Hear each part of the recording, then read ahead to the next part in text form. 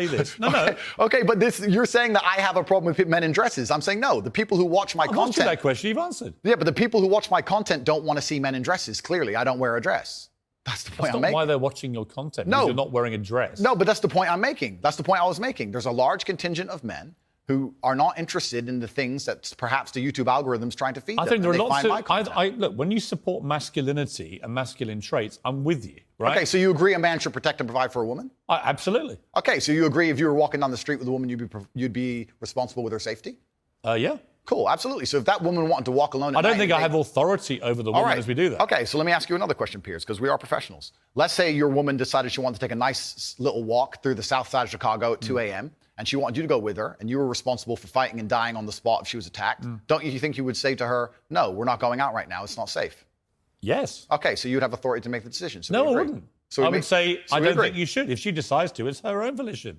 Well, if she decides, you're not going to stop her. I have no power to stop her. Completely. But you think you do. No, I don't think I have power to stop her. You clearly do. No, I think I have power to make the decision. I think, no, that's not sensible. So if you have the power to make the decision, you have the power to stop her. No, because that's where we differ. And that's why I think it's interesting about you. I don't think you really think through what you're saying. I think through what I'm saying so carefully. Yeah, but Andrew, Piers, what you've literally just said is that you have the power to stop her. No, I said I don't have the power to stop her. I'm not going to lock her in the room. I'm saying that... So if she wants to go on her own... Then she's going to go. Then you don't have authority to stop her. Okay, but as a couple, if we're going to sit there and decide if we're going to take this... You asked me, would I feel a sense of responsibility for her safety? Absolutely. Agreed. Absolutely. So would let me finish, Piers. Would I have Piers. the power or authority to stop her doing it? No. No, of course not. So let me finish, Piers. You're not going to stop her walking out the hotel. Of course, it's her decision. She's a sovereign individual. My point is that usually in a couple, you'd sit there as a team and you discuss, and perhaps on certain issues, the woman will know more about X and she'll decide X, and the man might know more about Y and he'll decide Y. So I'm saying if we're as a couple and we're sitting there and deciding, as a couple, as a team,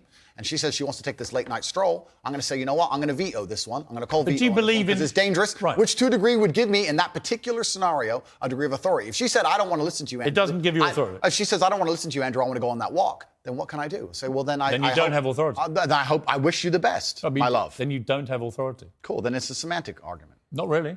I think it's the complete opposite of what you said you had, which was authority. No problem, Piers. No problem. But I think Let we me actually... ask you about, what do you believe about depression? Do you believe depression is a real thing? I believe that feeling depressed is real. I don't believe depression as a clinical disease is real, no. Really? Correct. You don't believe people can be clinically depressed? I think PTSD is very real. Unfortunately, I have some friends who suffer from that. I know that feeling depressed is real. I believe that the number one power you have against these things are trying to take control of your own mind and affecting your own life. I believe that it's not healthy to hand over all your power and believe that depression is an outside disease that you can't affect. I know that when I've had difficult periods in my life, and also many of my friends, like I've said, suffer from PTSD and been through terrible things. I've lived a very difficult life, and I know people who have, that the things that made them feel better is when they woke up and said, you know what, I'm not going to allow this to damage me anymore. I'm going to take responsibility. I'm going to get up and I'm going to fight this as hard as I can. And by the way, on that, I agree. So we agree. My favorite speech is the Rocky Balboa one. Okay, so then we agree. No, we do. Here's where we don't agree. Piers. You don't, no, hang on. You got to let me interject when I don't agree with you, right? Where I don't agree with you is that there's no such thing as clinical depression. There absolutely is. Well, it's a proven scientific medical reality. There's a different argument about have we gone a bit too soft, right, in schools and all the rest of it. Absolutely. Do I think some people moan and whine too much about their lot in life? Definitely. Are we a victimhood society? 100%. Okay. Is there such a thing as clinical depression? Absolutely. So and my argument is that if you actually bracket everybody who's not clinically depressed and doesn't have the genuine medical condition, then actually if millions of people are deemed to have depression, the ones who really need the help don't get it. Well, that's my point. Well, that I would agree with. You're right. I think it's certainly an overused term. But you don't accept there is such a thing as clinical depression. No, I don't. And that to me is a damaging view. Okay. Well, let me explain why. If someone comes to me and says, I'm clinically depressed or I feel very, very sad, I would say the first thing you need to do is stop accepting the identity of a clinically depressed person. Stop accepting you have no control over this. And what you need to do is stop identifying that way, and let's work together to try and fight against it. But there isn't an eminent doctor in the world who would tell you there is no such thing as clinical depression. Who would not tell you that some people it's simply beyond their control. I think Johan Hari wrote a book saying exactly that, my friend. He's not an eminent doctor. No, but he's a journalist. I said depression wasn't real long ago and was attacked for it. Then Johan Hari wrote a book which What's actually... What's got to do with Johan Hari? Because he wrote a book proving me right. Most people... Johan Hari's a journalist. Sure. And my point is that a lot of people who are clinically depressed are suffering with something in their life, and if you fix the problem in their life, perhaps they won't feel depressed anymore. That's not a disease. Yeah, but Andrew... That's situational. Andrew, you're simply wrong. If that's what you believe, Piers, That's what I believe. I don't believe in things that take power away. There is not an eminent doctor in the world Piers, that would agree with it. Piers, do you think you know more than doctors? I can't become clinically depressed. Why do you know? Because I don't believe in it.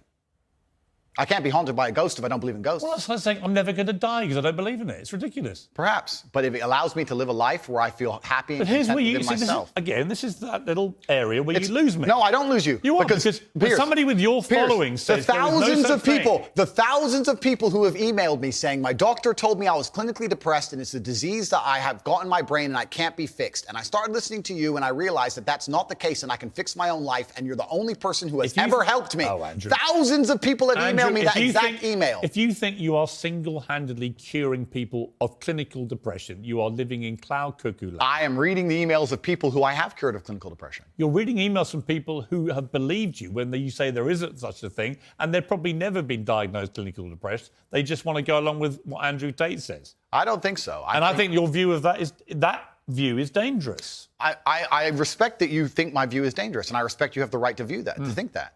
I think that clinical depression, I actually agree with you, is massively overdiagnosed. I've already said that PTSD is a very real thing. I've already said... hang on. Okay. Again, you're misquoting me. I did not say clinical depression is massively overdiagnosed.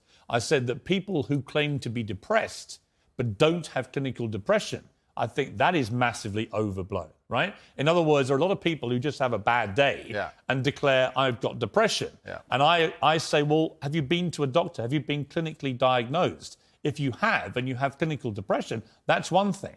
But if you haven't, we could probably work on some mental strength and resilience skills with you.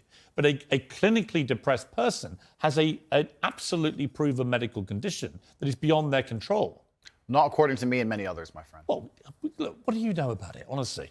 I know. You're not a doctor, are you? Not trained, are you? I'm not a doctor. You're not a psychiatrist. You're none of those things. Sure. You're a guy on the make. He's done very well for himself, spouting stuff off, much of which I agree with, as you've seen in the interview, but some of which is ludicrous, and that's one of them. It's not ludicrous. It is. It's not. If you said to me, we're in a victimhood society, has got to stop, I'm with you. Okay. But the moment you try and deny clinical depression...